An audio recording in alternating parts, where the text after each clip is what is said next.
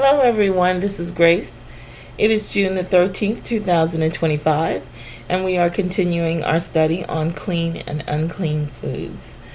We left off at Leviticus 11:23, but I couldn't remember if we had gone over 22 completely, so we're going to go back up a little bit and review. They were speaking of the birds here that were clean and unclean. Yet these may ye eat of every flying creeping thing that goeth upon all four, which have legs above their feet to leap withal upon the earth. Even these of them ye may eat, the locust after his kind, and the ball locust after his kind, and the beetle after his kind, and the grasshopper after his kind. None of these are clean. We went over the locust. The locust is not a clean animal. It's poisonous to you. The beetle, there's such a thing as a dung beetle, and we know from Ezekiel that you can't eat dung. The grasshopper is referred to just as the locust in the Bible. I didn't do any research on it, so you can research for yourself if you want to make sure. But because everything else in this verse was false, I counted this as unclean as well. The locust is the flying pestilence. And then the grasshopper is referred to as the ground animal. So locust and grasshopper are referred to the same in the Bible. And so just all of this is unclean. And you can always go back and take a look at that video if you want to review as well. But the locust that is being spoken of as far as John is a cocoa bean. Anyway, so let's continue. But all other flying, creeping things which have four, I'm not sure if that other needs to be in there. All fowls that creep, going upon all four, shall be an abomination unto you. And this should be and. If you look at the actual Hebrew, it's and all other flying, creeping things which have 4 feet shall be an abomination unto you. Okay, that's right. So these were not written by the prophet. That's why I have them highlighted in red. Let's read through these quickly. I'm not going to go into detail because I also have a previous video where we discuss all of this clean and unclean and touching carcasses and stuff like that. So you can always go back and take a look at that as well. And for these ye shall be unclean. Whatsoever touches the carcass of them shall be unclean until the evening. And whatsoever beareth aught of the carcass of them shall wash his clothes, and whosoever beareth aught of the carcass of them shall wash his clothes and be unclean until the evening. This is a ruse. It's just something to confuse you. This whole be unclean until the even, it doesn't mean anything. It doesn't have a spiritual meaning, not that I was able to figure out. And it doesn't have a realistic purpose as well. The carcass of every beast which divideth the hoof, and is not cloven-footed, nor cheweth the cud, are unclean unto you. Every one that touches them shall be unclean. See, this is just a repetition of what was said above. One of the, if you're a left-brain thinker, you can appreciate the beauty of the Old Testament in its conciseness. There's a prose kind of poeticness to the New Testament. It has a rhythm to it when you read the words, and like a prose poetry does. There's so many beats to the word, and then there's so many beats to the next word, and they kind of match up to create a poetry, right? But one of the beautiful things about the Old Testament is its conciseness. They've already said this up above. There's no need to repeat it. It's not a summary. And it's out of context. So this is it's just clearly made up. Because it doesn't fit. Whoever wrote it just didn't understand the Old Testament and how concise it is, and how we use the fewest words to relay the most meaning. This is not real. The carcass of every beast which divideth the hoof and is not cloven-footed, nor cheweth the cud, are unclean unto you. Every one that touches them shall be unclean. And whosoever goeth upon his paws among all manner of beasts that go on all four, these are unclean unto you. Whoso touches their carcass shall be unclean until the even. And he that beareth the carcass of them shall wash his clothes, and be unclean until the even. They are unclean unto you. So then we continue on with the real verse which was written by the prophet. These also shall be unclean unto you among the creeping things that creep upon the earth, the weasel and the mouse and the tortoise after his kind, and the ferret and the chameleon and the lizard, and the snail and the mole. This word unclean is abomination. When you look up here, it says it's an abomination unto you. But then they go into all of this uncleanness. So when they said also shall be unclean, they changed it to unclean. But it's also shall be an abomination unto you among the creeping things that creep upon the earth. These are unclean to you among all that creep. Whosoever doth touch them, when they be dead, shall be unclean until the even. This is not a real verse either. And upon whatsoever any of them, when they are dead, doth fall, it shall be unclean, whether it be any vessel of wood or raiment, skin or sack, whatsoever vessel it be wherein any work is done, it must be put into water, and it shall be unclean until the even. That's not real. It shall be put into water, so shall it be cleansed. And every earthen vessel, an earthen vessel here is meant a water vessel. Let me read the sentence and I'll come back and explain. And every earthen vessel whereunto any of them falleth, whatsoever is in it shall be unclean, and ye shall break it. So I didn't realize this until I read through the scriptures and did the study. Apparently what they would do is they would take a huge earthen vessel and they would sit it outside their home and they would fill it with water. And then when they needed water, say in the middle of the night or whatever, they didn't have to walk all the way to the well. They could just go outside and get some water from the earthen vessel and then bring it in their house. This is what they're speaking of here. And you'll be able to tell by the coming verses that it is a water vessel. This is what they're speaking of. So every water vessel whereunto any of them falleth, that's why it says falleth, whatsoever is in it shall be unclean, and ye shall drink it. I'm sorry, I forgot to close the window. Hold on. Well, it's gone. Let's continue. Of all meat which may be eaten, that on which such water cometh shall be unclean. Oops. And all drink that may be drunk in every such vessel shall be unclean. So it's speaking of the water from the water vessel. That's why this is written in such a way. And everything whereupon any part of their carcass falleth shall be unclean, whether it be oven or ranges for pots, they shall be broken down, for they are unclean, and they shall be unclean unto you. This is just made up. Nobody's going to break their oven because a mouse or a rat fell on it. That doesn't even make any sense. Plus, they just told you up here if you wash it with water, then it's clean. So it's a contradiction. They just didn't understand this. And they said to break this vessel. And so they said, hey, let's just make them break everything. And however many hoops they can get you to jump through, the better. They don't want you to love God. That's the whole purpose. So it tells you up here, if they touch something, just wash it and you're good. Nevertheless, a fountain or pit wherein there's plenty of water shall be clean, but that which touches their carcass shall be unclean. So the reason why it's using words like fall, any of them falleth, it shall be unclean, or if they fall on your clothes or something like that, or if they fall in your vessels, it's because they're gonna be trying to drink water out of your vessel, and they may fall in and drown, and then they've ruined the water and the pot and this, that, and the other. Same thing with the well. You might pull a mouse or a gnat or something out of there. But it's saying here, if there's plenty of water in there, and you dip into that well and you pull out a bug or a mouse or something like that, that bucket of water is unclean. So you need to toss that out and clean the bucket, and then you put it back in there. But because of the huge mass of water, that's in the well, it doesn't make the entire fountain or spring or ravine. Is it ravine or ravine? Ravine unclean.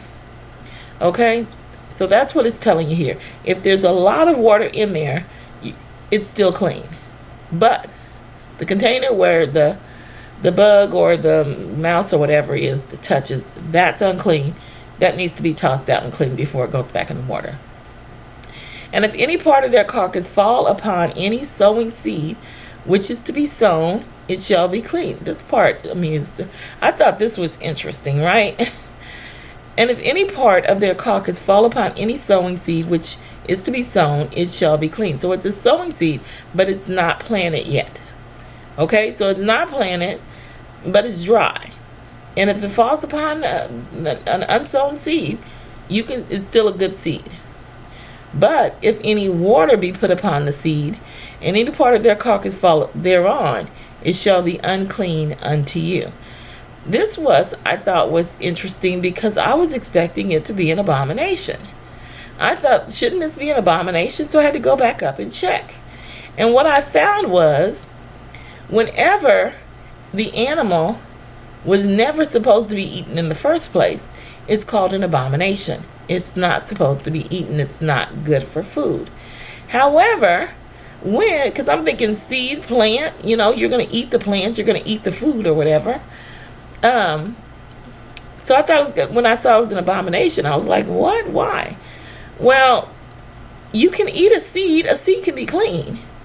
So if it becomes contaminated, it's not an abomination. It's still a clean food. It just becomes unclean. That's the difference. An abomination is a food, is an animal or whatever that is never supposed to be put in your body. It cannot be clean at all. But an unclean food is a food that was clean at one time, but then became unclean because of some sort of contaminant. And you can see that once you weed out all of the lies.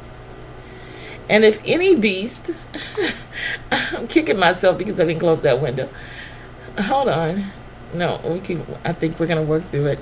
And if any beast of which ye may eat die, he that touches the carcass thereof shall be unclean until the even. And he that eateth of the carcass of it shall wash his clothes, and be unclean until the even.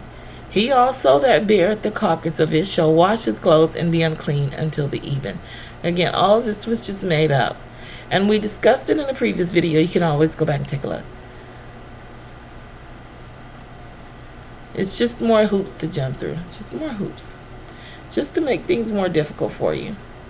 And every creeping thing that creepeth upon the earth shall be an abomination. It shall not be eaten. Whatsoever goeth upon the belly, and whatsoever goeth upon all four, or whatsoever hath more feet among all creeping things that creep upon the earth, them ye shall not eat, for they are an abomination.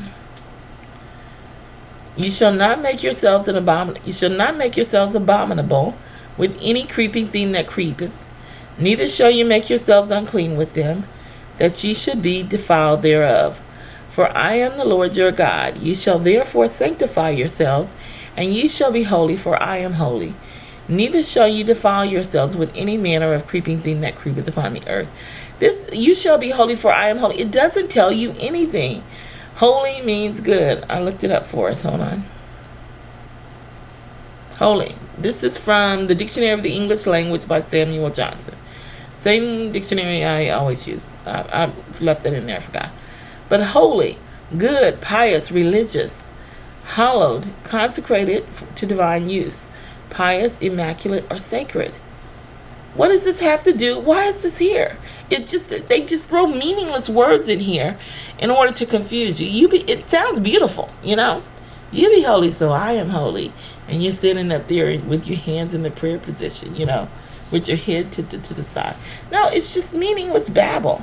It doesn't mean anything. You can't understand it. You literally have to define it yourself. You literally have to put your own unique definition in your mind that applies to you. And that is not what it's supposed to be done. We're supposed to all be on the same page here. And this, you be holy, for I am holy, just doesn't mean anything. It's just babble. For I am the Lord that bringeth you up out of the land of Egypt, to be your God. You shall therefore be holy, for I am holy. Again, repetition, unnecessary repetition. Sorry, it's a little annoying.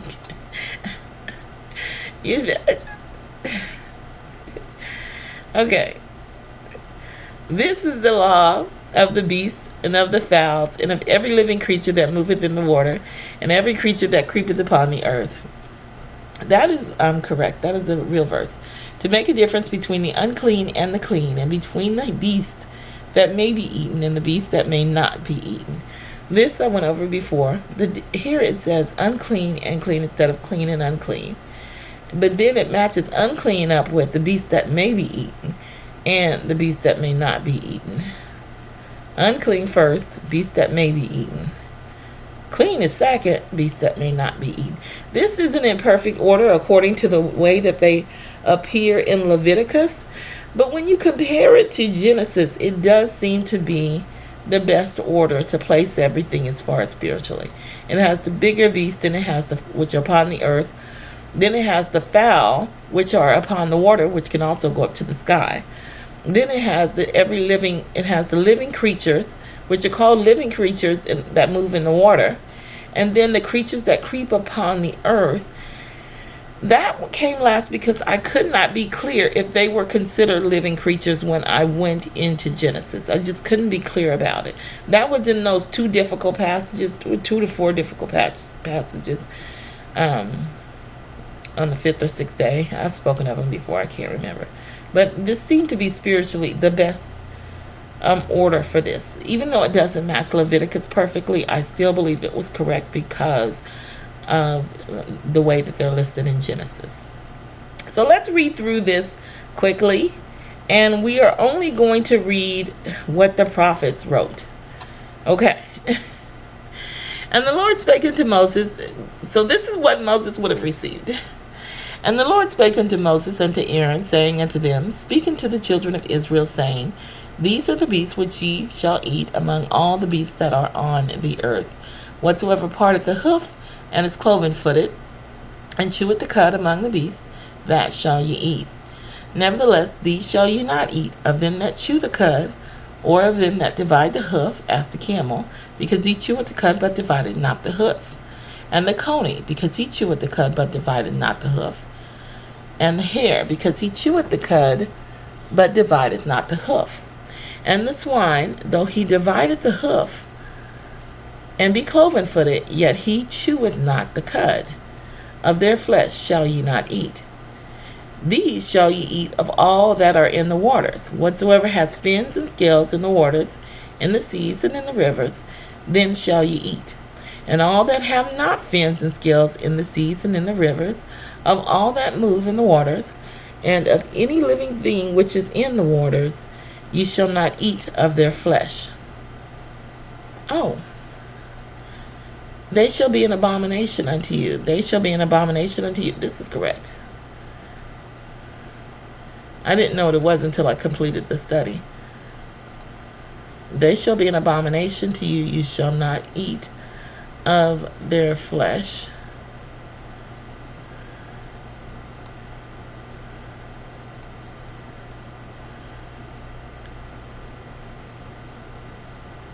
But you shall have their carcasses in abomination. Whatsoever has no.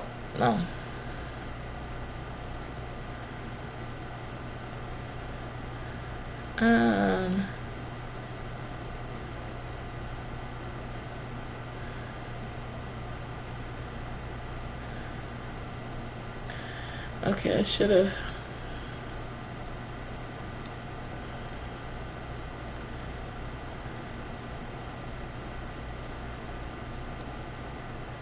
Start over here.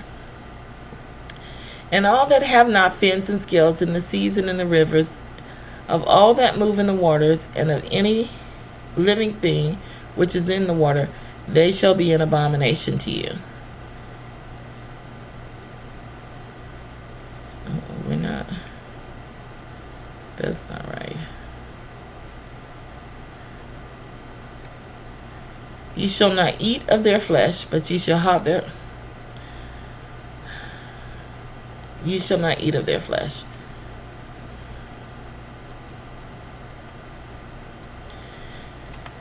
These are they which,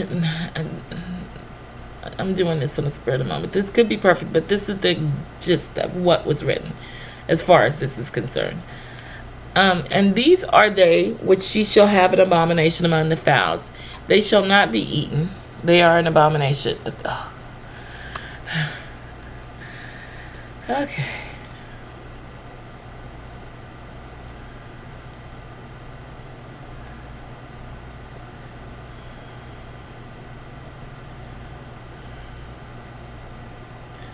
Okay, these are they which ye shall have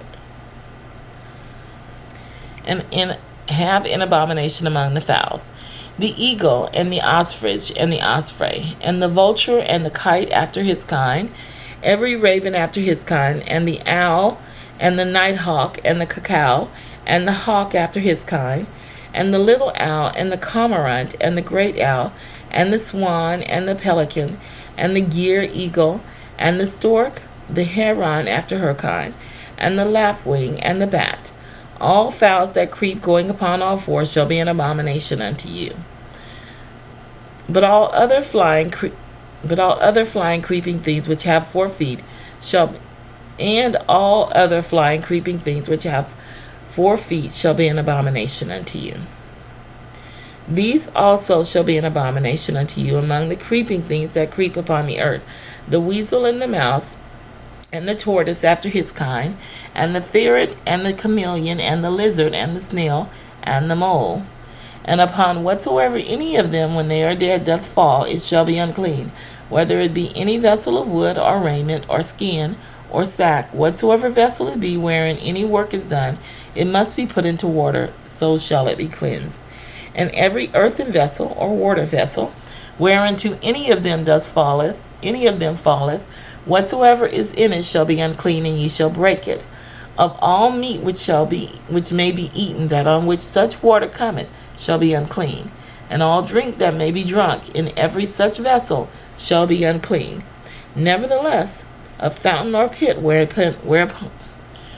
there is plenty of water shall be clean, but that which touches their carcass shall be unclean. And if any part of their carcass fall upon any sowing seed which is to be sown, it shall be clean. But if any water be put upon the seed, and any part of their carcass fall thereon, it shall be unclean unto you. And every creeping thing that creepeth upon the earth shall be an abomination, and shall not be eaten. Whatsoever goeth upon the belly, and whatsoever goeth upon all 4, and whatsoever has more feet among all creeping things that creep upon the earth, them ye shall not eat, for they are an abomination. This is the law of the beast, and of the fowl, and of every living creature that moveth in the waters, and of every creature that creepeth upon the earth. And there you have Leviticus 11. But let's go back up here real quick, because I kind of pushed through this.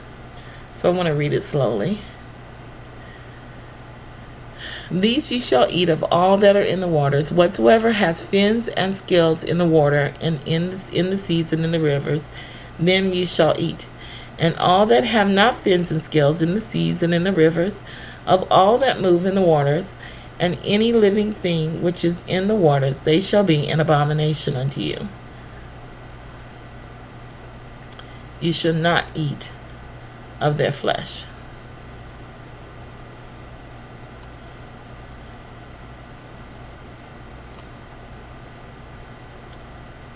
Okay. Whatsoever hath no fins or scales in the water. Hold on.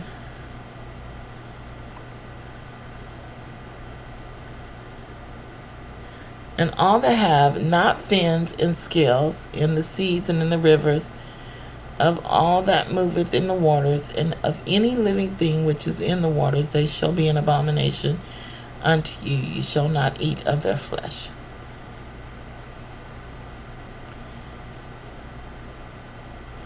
So this is just repeating what was said up here. And this is they're just trying to put some poetry in there. And these are they which ye shall have an abomination among the fowls.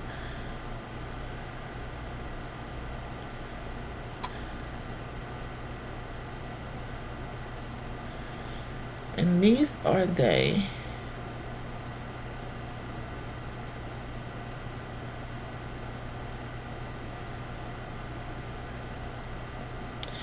which ye shall have an abomination of the fowls. They shall not be eaten. These are they.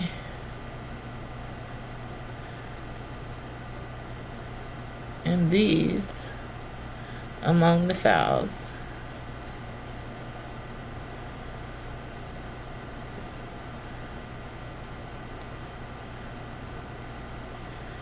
And these are they among the fowls. Okay, so this is fine. And these are they. They added so many words in here. And these you shall have an among. Okay, and these you shall have an abomination among the fowls. It's much better. They shall not be eaten. This is not right here. It's a repetition. So, and these you shall have an abomination among the fowls. They shall not be eaten. The eagle and the ostrich and the osprey and the vulture and the kite after his kind, every raven after his kind, and the owl and the nighthawk and the cuckoo and the hawk after his kind, etc., etc. This is what the prophet originally wrote. This is your Leviticus 11. Sorry about this right here. I didn't read through it again, but you can trust this because this is the most logical explanation for the sentences. So I will leave it at that, and I will talk with you in the next video.